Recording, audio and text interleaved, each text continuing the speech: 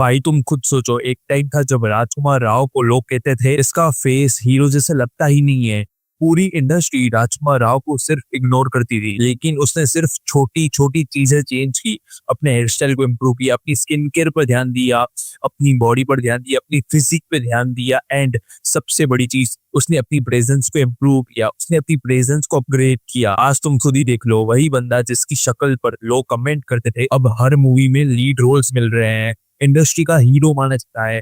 पता नहीं उसने कितने ही अवार्ड्स जीते हैं। यही है लुक्स फ्लेक्सिंग की पावर, कि आपको सिर्फ अपनी छोटी छोटी चीजों पर काम करना है एंड पूरी दुनिया आपको एक नया इंसान समझने लगती है। एंड इस वीडियो में मैं आपको एक कंप्लीट गाइड देने की कोशिश करूंगा अबाउट लुक्स फ्लेक्सिंग। सो अगर तुम्हें भी राजकुमार राव की तरह खुद को यहाँ से लेकर यहाँ तक ट्रांसफॉर्म करना है तो वीडियो पूरी देखना। सो बिना किसी टाइम वेस्ट के बढ़ते हैं हमारे पॉइंट नंबर 1 की तरफ। Point number 1, skin care. Skin care की इंपॉर्टेंस को समझने के लिए मैं तुम्हें एक एग्जांपल देता हूँ।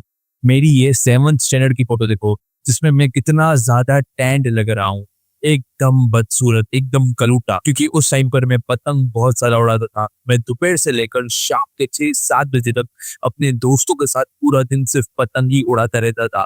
धूप में ज्यादा निकलने की वजह से मेरी स्किन बहुत ज्यादा टैंड हो गई थी, मेरी स्किन बहुत ज्यादा खराब हो गई थी एंड मेरी स्किन बहुत ज्यादा काली लगने लगी। एंड मैंने सिर्फ अपने फेस को ही नहीं, मैंने अपनी पूरी बॉडी को खराब कर दिया था। मैंने अपनी पूरी बॉडी को एकदम बुरी तरह से टैंड कर दिया था। एंड आज मुझे स्किन केयर करते हुए 3 साल हो गए हैं। एंड तुम मेरी जरा अभी की फोटो देखो, जमीन आसमान का डिफरेंस लगता है। एंड अगर तुम्हें भी अपनी स्किन को एकदम भयंकर तरीके से ट्रांसफॉर्म करना है, तुम्हें सिंपली इस प्रोसेस को फॉलो करना होगा। तुम्हें हर रोज 2 बार फेस वॉश करना है। मॉर्निंग में फेस वॉश करने के बाद तुम्हें अप्लाई करना है कोई सीरम।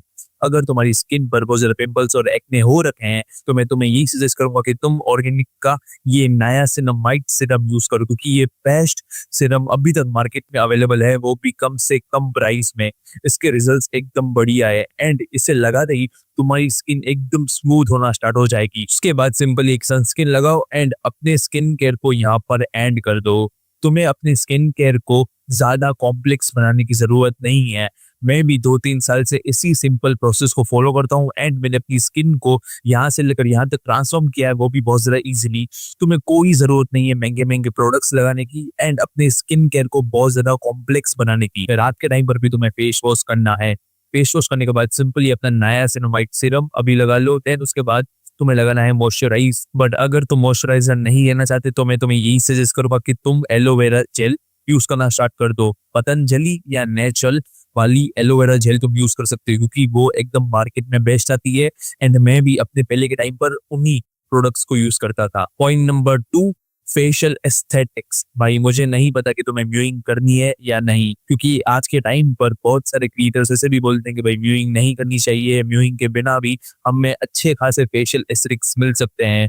बट वो कंप्लीट ट्रू नहीं है।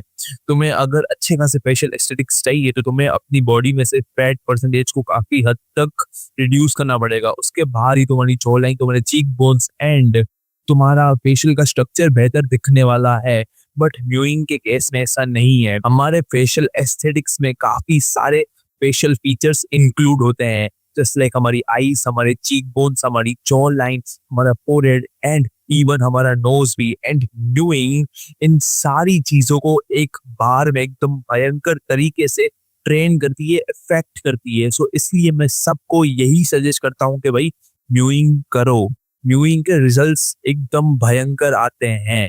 आई नो थोड़ा सा टाइम लगता है, म्यूइंग एक पेशेंस वाली चीज है। म्यूइंग 1-2 महीने में रिजल्ट्स नहीं देती। इवन मैंने पूरी डेडिकेटेड वीडियो बना रखी है म्यूइंग के ऊपर। सो अगर तुम्हें भी जानना है कि तुम्हें म्यूइंग कैसे एकदम इजी और सिंपलेस्ट वे में करना है तो मैं तुम्हें स्ट्रांगली यही सजेस्ट करूंगा कि भाई जाओ एंड उस वीडियो को चेकआउट कर लो। एंड इवन मैं खुद 5 सालों से म्यूइंग कर रहा हूँ एंड तुम मेरी ये पहले की पिक्चर देखो एंड तुम मेरी ये अभी की पिक्चर देखो, मेरे फेशियल फीचर्स काफी हद तक इम्प्रूव हो गए हैं भाई।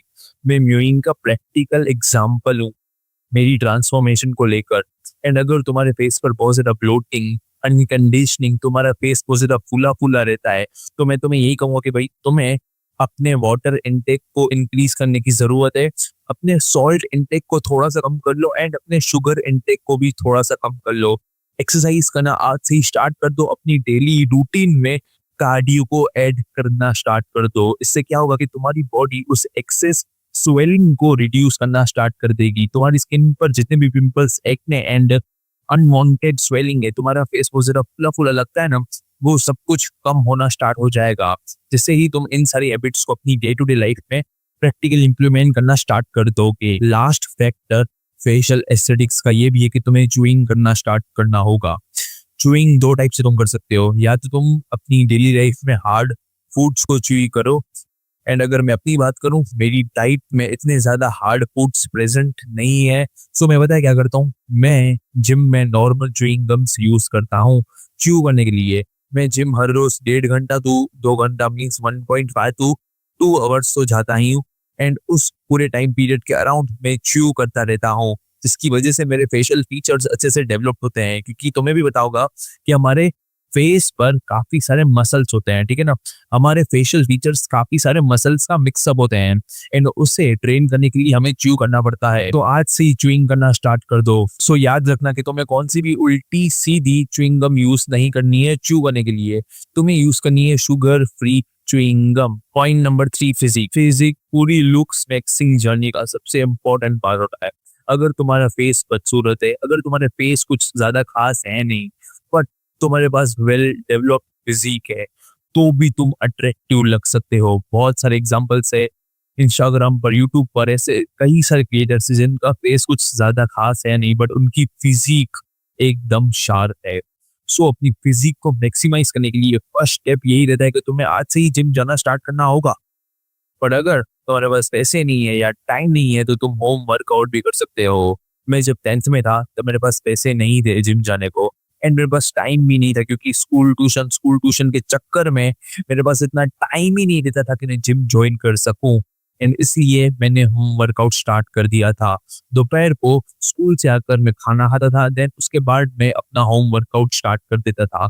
होम वर्कआउट एक बेस्ट चीज है स्टार्टिंग करने के लिए। बिगिनर्स के लिए होम वर्कआउट ब्लेसिंग्स है, ब्लेसिंग्स। तुम्हें अपनी डाइट पर थोड़ा ध्यान तो रखना होगा, क्योंकि सब यही इग्नोर करते हैं, सब वर्कआउट करते हैं, सब जिम जाते हैं, बट डाइट को कोई भी इम्प्रूव नहीं करता, डाइट के ऊपर कोई भी ध्यान नहीं देता। एंड तुम्हें ये मिस्टेक रिपीट नहीं करनी। अगर तुम्हें भी बनानी एक स्ट्रॉन्ग फिजिक, तो तुम्हें अपनी डाइट पर ध्यान देना ही होगा। एंड अगर तुम्हें अपने रिजल्ट्स को मैक्सिमाइज करना है, तो आज से ही स्टार्ट कर दो क्रिएटिन यूज करना। क्रिएटिन यूज करने से तुम्हारी बॉडी एटीपी ज्यादा प्रोड्यूस करेगी, एंड तुम्हारी स्ट्रेंथ बढ़ेगी, एंड तुम्हारे मसल्स में अच्छा खासा अमाउंट का वाटर स्टोर होगा। सो आज से ही क्रिएटिन यूज करना स्टार्ट कर दो। पॉइंट नंबर 4, हेयर कट और हेयर केयर। एकदम सिंपल सी चीज है, पता नहीं क्यों लोगों ने इस पॉइंट को बहुत ज्यादा कॉम्प्लेक्स बना दिया है। भाई तुम्हें अपना हेयर कट सिंपली अपने फेस शेप के हिसाब से डिसाइड करना चाहिए। अगर तुम्हें अपना फेस शेप फाइंड करना नहीं आता, या तुम्हें अपना फेस शेप नहीं पता है, तो तुम सिंपली गूगल पे बहुत सारी सी वेबसाइट है जिसमें तुम्हें सिर्फ अपनी फोटो को क्लिक करना है, एंड वो वाली वेबसाइट तुम्हें अपने आप तुम्हारा फेस शेप सजेस्ट कर देगी।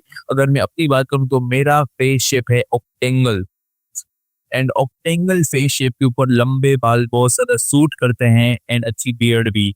सो यही एक रीजन है कि मैं अपने बालों को बहुत ज्यादा लंबा रखता हूँ, एंड मैं अपनी बियर्ड को अच्छा खासा ग्रोन रखता हूँ। एंड मैं तुम्हें बिल्कुल सजेस्ट नहीं करूंगा कि भाई तुम भी अपने बालों को एकदम लंबा कर दो, तुम भी एकदम छपरी बन जाओ।